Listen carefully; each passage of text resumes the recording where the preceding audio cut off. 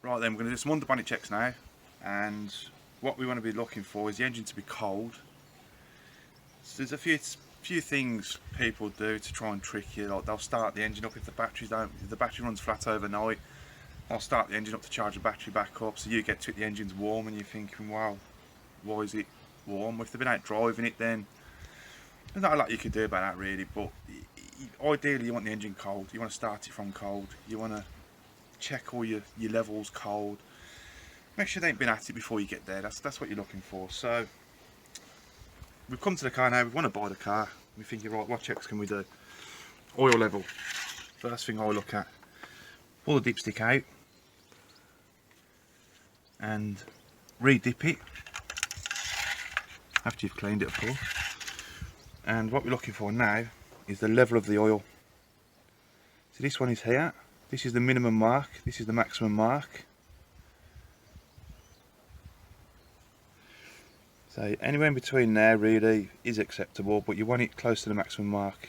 But if it's bang on the maximum mark or over the maximum mark, you ask the question, do you have to keep topping the oil up? How often do you put oil in it? How often do you service the car? Then you want to look at the condition of the oil. Put some on your finger. That's lovely and clean.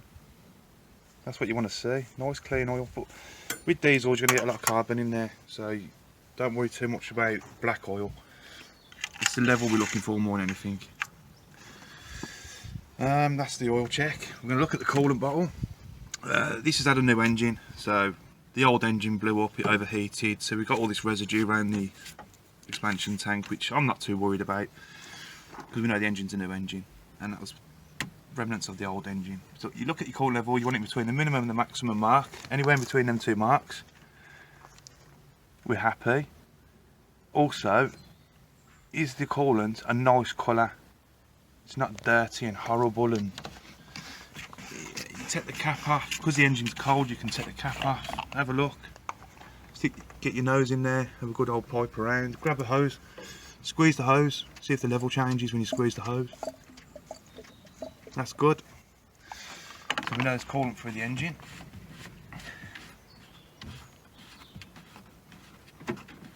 And a few other things we're going to look at to see whether the car's been looked after. You've got an auxiliary drive belt down here. Right down in there is an auxiliary drive belt. Now that drive belt, check if it's cracked. It's horrible. You know, you want it looking nice and new. And that tells you that it's had a good service life.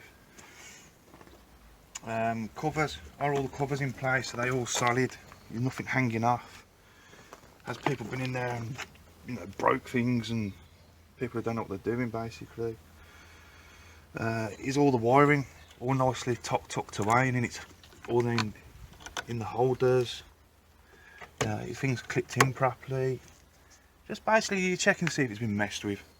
And that people do change things on cars and that work on cars, and you can expect things have been unplugged and plugged back in over the life of the car. But if everything looks nice and in place, yeah, we're happy. Is the engine cover on? Have you got the original engine covers? Just little things like that. The fuel oil cap, pull that off. Look inside the oil cap. You get right in there. And have a look inside the engine. You really want to get inside there. If the engine's cold, put your finger down there and have a little feel around so you can pull any sludge out. If it's got sludge in there, it hasn't been serviced properly over the life of the engine. It hasn't had constant oil changes. It's bad. If you see white, like a creamy condensation build up inside the cap, you get a lot of that these days on new cars.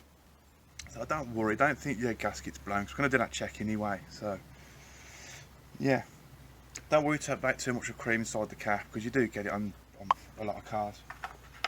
That's that one. So now what we're going to do, you're going to start the car up. You're going to listen to the engine, you're going to see how it runs, you're going to listen for any odd noises, any smoke coming from under there. When the engine's running and it's ticking away, what did it start like from cold? Did it start on all 4 cylinders, or 3, or whatever the cylinders the car's got? Any misfiring, bad smoke, so the engine warms up. You just get an idea, get a feel for it. Now, the biggest important thing when I buy a car that I want to know is the health of the coolant system. Is the car going to overheat on my way home when I've just paid £2.5 grand for a car? This is how you're going to tell that. You have the engine running. It might take an hour for the engine to heat up properly if you get the see this fan down here. This thing I'm spinning here.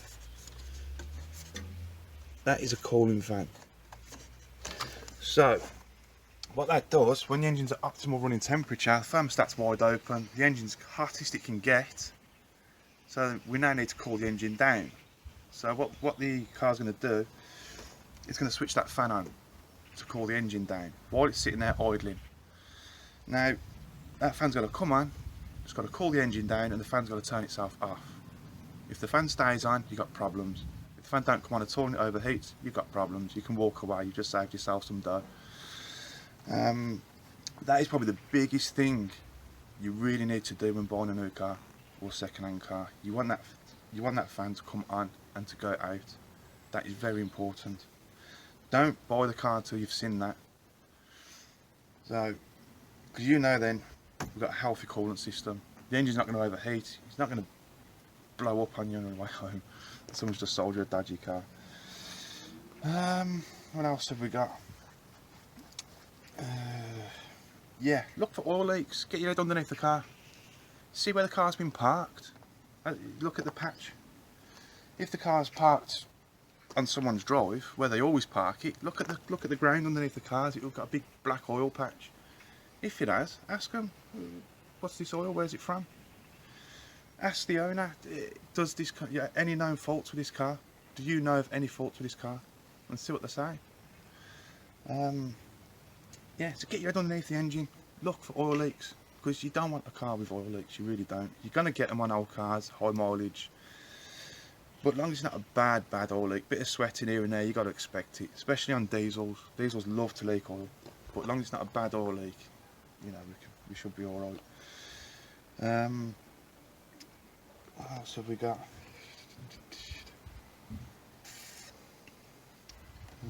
What else can I think of underneath the engine? Underneath the bonnet. Yeah, just all I can say is just get your nose in there, have a dig around. Anything you think looks a bit odd or strange, ask the owner what's going on there. Where's the engine covers gone? Why is the battery cover missing? Just be vigilant, and that's really it for underneath the bonnet. Just, obviously the brake fluid as well, just have a look at that. Look at the condition of it, see how black it is. You know, it gives you a good idea of the service life of the car, if it's been looked after. All these little telltale signs, you know, because at some part in this car's life, in the service, the brake fluid should have been changed. So, you know, you just have a look at it, look at the condition. Yeah, it looks nice and clean, we're happy. If it's dirty, black and horrible, well, it tells me it hasn't been done. So if it's got full service history, and it's like, you know, they're trying to sell you a full service history car, and you look at that and that the fluids are like dirty, worn and horrible, well, it hasn't been serviced. So things like that, just have a good old check. Look for damage. Look at the headlights. See these brackets here. See this one? See this bracket over here? All that is your headlight. Usually if you've had a bump in the car, anything happens like that, these brackets break. Just have a look at them. If one's broke, ask them why. It's got to been in an accident. Because the first thing to break is the headlight, I guarantee you. Look at the grills, they all fitted. The cap's missing, someone been in there messing about, you know. There's a front end been replaced because it's had a crash. Under the bonnet can tell you quite a lot. Look at these flitches. These are crumple impact zones, these are. Look at them. These are designed in an accident, in a crash, to crumple. That's what they're for, that's what they're designed to do. And 9 times out of 10, if the car's had an accident, they put it through the insurance. They'll put new panels all over the car, put new headlights in, new grille. It looks like the car's never been touched. But when you look underneath, you still see the damage from that accident. So get in there and have a look at that. Yeah, it's covered most things under the bonnet. But my biggest thing is, all levels got to be correct. And the fan must come in and go out. It has to come in and go out. Don't have the aircon on, because if you have the aircon on, the fans come on anyway with some Fords. So make sure the aircon's turned off, so the fan's not running.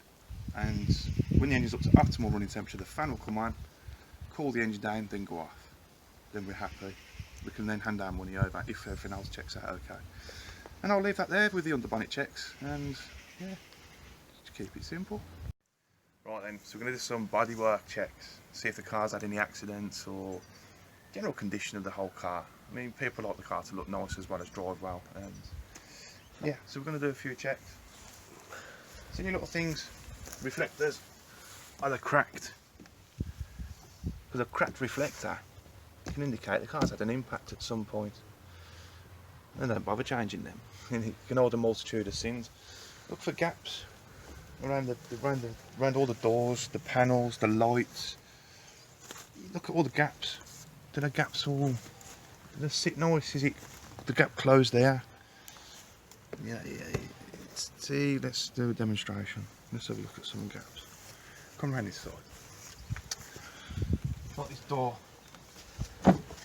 Does it open nice and close nice? Does it bounce back at you? That's lovely. See this gap here? If you're right in there, see this gap?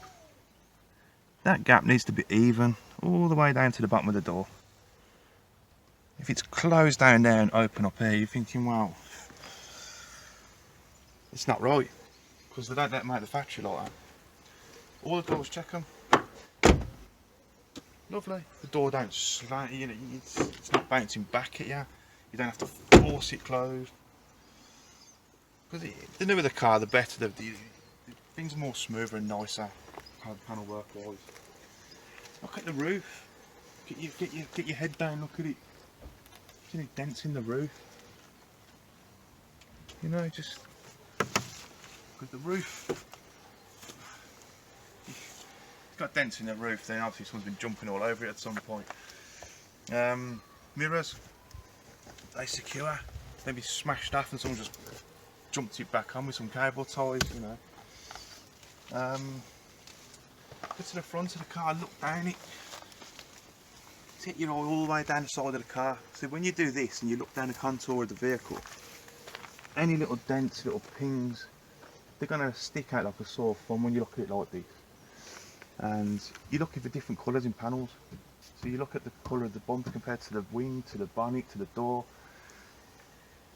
And if there's at some point they've had some spray work done, like the paintwork's been changed because someone scratched it or it's had a bump, you're going to tell because it'll stick out. Bumpers are the secure, not hanging off. Is it, you know, everything nice and solid. And the gaps on this bumper here, perfect. Because the first thing to get, you know, you touch a wall or post, anything, push the bumper in. And what happens is the bumper comes back out. We hide a whole load of trouble behind it because it breaks all the clips. And the bumpers won't sit right. The headlights secure. Because, like I said in the last video, headlights break, the clips go on them. That's another indication it's had a bump. Windscreen has got cracks in it. Make sure the windscreen's nice and good condition, because they're expensive to replace, especially on these Fords with the heated windscreen. Just going to do a quick one on wheels. Look at the condition of the wheel. Look at the wheel nuts, make sure the wheel nuts are on. You know, some cars that have one missing. You don't spot it. Look at the rim. Has it been curbed to death? Has it had one careful owner? You know, the wheels can tell you it hasn't. If they've got scuffs and chunks missing out of them, the tyre's got bits of chunks missing out of the wheels. Out of the tyres, I mean. Yeah, so you make sure the wheels are in good condition, because they're the first thing to hit the curb. So if it's had a careful owner, the wheels are all scraped and buckled and chipped. Oh, has it had a careful owner? It don't sound like it to me. Bloody flies. Keep it simple.